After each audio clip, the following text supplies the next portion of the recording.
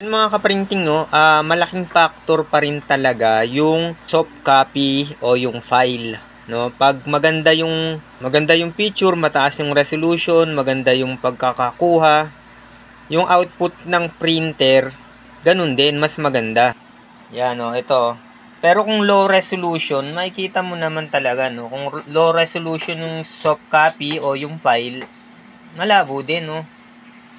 Malaking factor din yan. Hindi lahat sa printer yung problema, no? Pagka pangit yung print, sa computer, makikita mo na pag sinum mo, makikita mo na pixelize. So, pwede mong sabihin na, halimbawa, may nagpa-print sa'yo, pwede mong i-inform sila na ganito yung kakalabasan nito. Kasi, merong mga hindi nakakaintindi na akala nila paglabas sa printer ay malinaw na malinaw.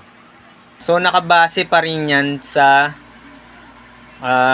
pinasa sa'yo na soft copy. So sa Messenger, naglo-loss din ng quality, no? Pero ito, pinasa lang din to sa Messenger. Pero makikita mo naman sa Messenger, once na sinum mo, makikita mo kung malinaw o hindi yung picture na pinasa sa'yo. So yan, 8x10 nito, bali pinarin ko sa A4, ikakat na lang kasi wala namang cut size na 8x10 or 8R. So yan, no, ito yung malabo yung soft copy.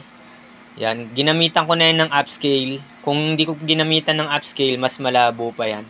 So, hindi ko lang siya ipapakita ng yan. So, itong printer ko, Pigment L3210.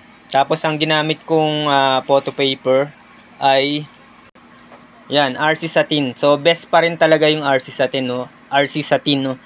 Kesa yung mga glossy na photo paper na mayroong na may backprint na professional, pero pagka inano mo talagang papel na papel siya. Kasi ang RC Satin, pag binaligtad mo, parang may texture siya na plastic, hindi talaga purong karton o papel.